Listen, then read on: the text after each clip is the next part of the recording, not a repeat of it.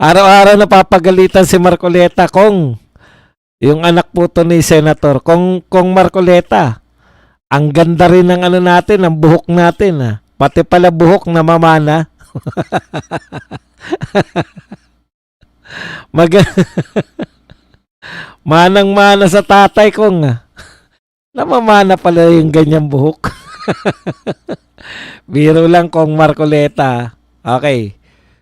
Pakinggan po natin tong mga sinabi ni Congressman Marcoleta at ang pananaway na naman sa kanya.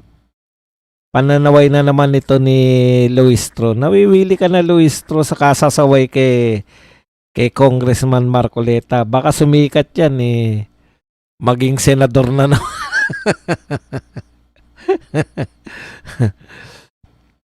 Papakinggan po natin muna itong si Marcoleta. Hindi na po, wala na pong video boses na lang kasi pag may video, hindi, naantala yung ano natin. Pakinggan po natin. Just on Madam, the first ground, the Honorable Marcoleta. Thank you, Madam Chair. Madalas pong binabanggit yung notices of disallowance and audit observation memo. Para po sa akin, ito po ay mababaw na ground to constitute an impeachable offense. Unang-una po, ang notices of disallowance ay appealable. They are contestable. Yung pong audit observation memo is just a memo issued by the COA for deficiencies in documentation not involving pecuniary loss. Ang notices of disallowance po ay pwede pang i-appeal ng Office of the Vice President sa regional level ng COA, sa commission proper ng COA, at pwede pang humantong sa Supreme Court. The notices of disallowance does not presuppose guilt on the part of the Vice President. Yan po, no? Palibasa po kasi, marami po sa atin yung hindi po pamilyar sa COA. Kasi ang magiging pamilyar lang po sa COA, yung pong mga accountant ng mga government offices kasi sila yung gumagawa ng mga papeles na sinasubmit sa COA. At saka yung mga head ng mga department o head ng mga offices. Halimbawa, principal, sa DepEd, tsaka yung mas matataas pa sa principal. Sa mga DPWH naman, basta yung mga head po ng mga opisina. Sila lang po yung nakakalam at tsaka yung mga accountant, sila lang po yung concern dyan. Ngayon, dahil peke po tong mga gusto lang siraan si BP Sara, pag meron ka pong mga notice o memorandum mula po sa COA, hindi po ibig sabihin niya may ginawa ka ng kasalanan. Okay? Ibig sabihin lang po yan. Ako po personally, kahit buwan-buwan kami nagpapasa ng mga papeles, buwan-buwan pa rin po na meron pong kakulangan. Kahit po masusi na yan, meron at merong makakaligtan. Sa dami po ng papeles na pinipirmahan, may makakaligtan kang isang walang pirma, isang walang hindi mo na-attach yung isang resibo, hindi mo nalagyan ng picture. Yan po, kaya po may mga memorandum. No? Meron po silang mga nakitang kakulangan. Ano po ang gagawin pag may nakitang kakulangan? Di, papipirmahan mo lang sa boss mo. Kung kulang ng pirma, pipirma lang yung boss. Kung kulang ng napaserox ka na resibo, ihahabol mo lang yun. Sa dami po ng papeles, talagang merong makakaligtaan. Yan po yung mga memorandum na yan na kakulangan lang po, kukumpletuhin lang po. Pero dahil gusto nilang pasamain si BP Sara, pinasama po nila. Nakala mo naman ay napakalaki ng kakulangan. Tapos ang pinakatodo po niyan, marami po yan eh.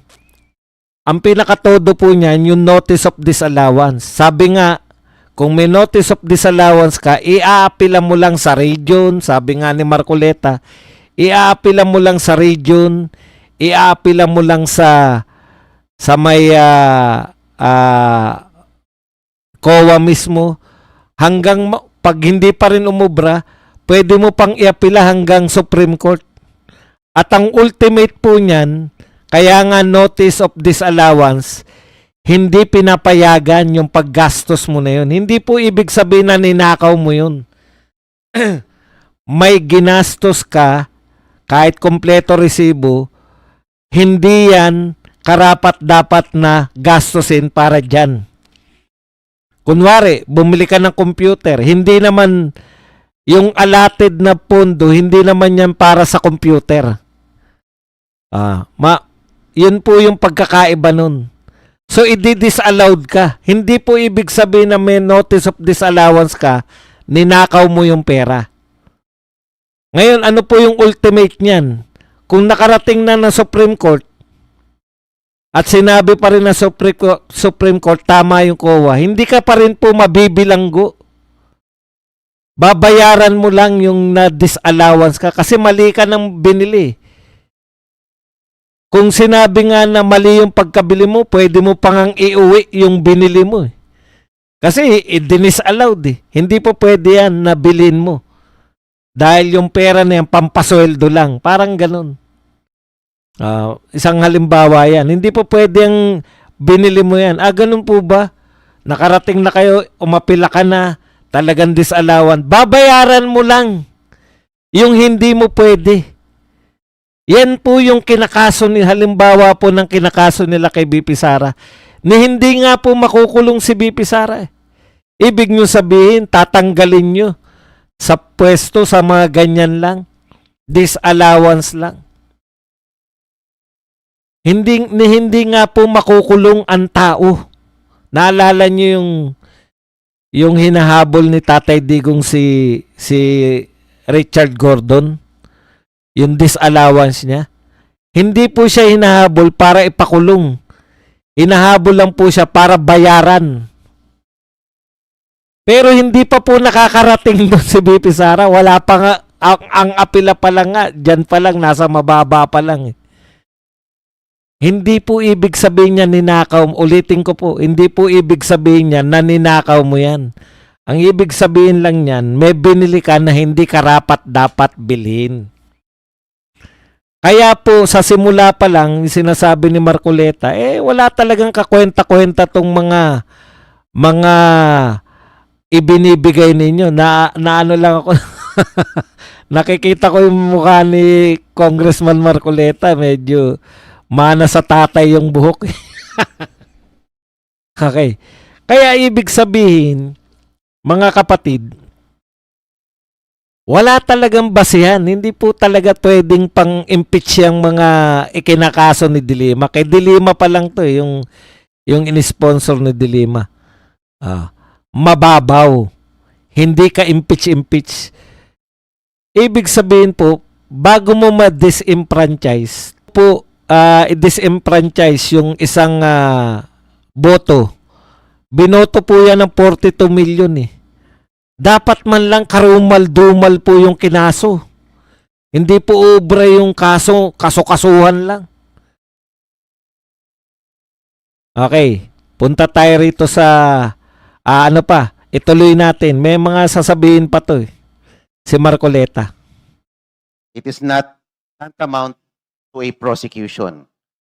Kaya wag po natin itong gamitin, itong mga dokumento na ito, as if meron ng ginawang kamalian ang ating Vice Presidente. Dahil dito po pumapasok yung procedural due process kung ito pa'y accorded sa ating Vice Presidente.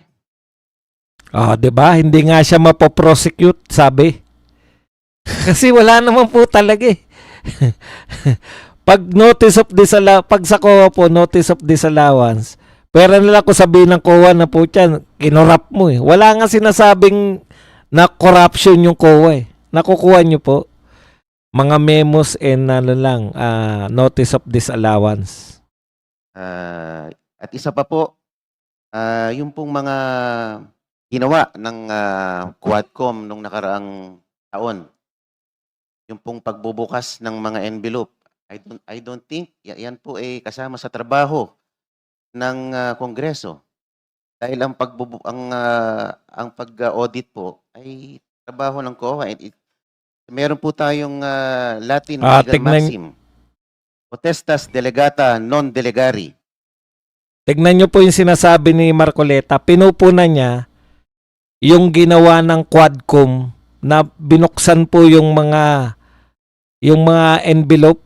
Yung mga naalala nyo yung kaya nakita nila yung mga Mary Grace Piatos. Binuksan nila eh. Sabi ni Congressman Marcoleta, hindi trabaho ng Kongreso yan, yung magbukas ng mga envelope na yan at mga COA lang po. O, tignan nyo po isasagot dito ni Luistro. Kahin kasi siya rito ni Luistro.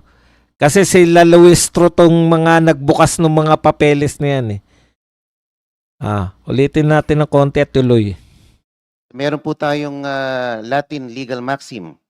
Potestas delegata non delegari. Delegated The power should Honorable not be Marcoleta delegated is further. reminded to confine the manifestation to the subject matter of the impeachment Opo, proceeding. this is pertaining to the... This is not the about Quadcom. This is the impeachment proceeding on the 2 complaints against the Vice President. Please stick to the subject matter of this impeachment proceeding. Ito tapos na to. Sasagutin lang natin si Luistro. Stick to the subject matter. Samantalang, yung mga binabanggit na ebidensya ni Laila de Lima, nagmula dyan sa mga investigasyon nyo sa Kongreso. Unfair naman po na hindi pwedeng punahin samantalang ginawang ebidensya yan ni Laila de Lima. Yung kaso po ni Laila de Lima, galing po yun sa mga investigasyon nyo sa Kongreso. Tapos ngayon, nung pinupuna po na improper yung ginawa ninyo sa investigation, kasi ngayon po namin na-realize, totoo si BP Sara, yung sinasabi niya, na naghahanap lang po kayo ng maikakaso kay BP Sara, kaya kayo nag-open ng investigation. Lahat po ng investigasyon labang kay BP Sara ngayon, eto na po yung resulta. Yan yung laman ng kanilang impeachment. Kino-question ni Congressman Marcoleta yung ginawa ninyong illegal na paghanap ng mga kinasangkapan ninyo, kunwari, yung investigasyon sa Kongreso para maghanap ng ebidensya laban kay BP Sara. Yan po ang katotohanan. Pero binabalik sa inyo ni Marcoleta, ayaw niyong tanggapin. Mag-stick lang daw sa impeachment. Yun nga yung sinabi ni De Lima eh. Maraming ebidensya galing dyan sa inyong investigasyon. Buwat sa bibig po yan ni De Lima.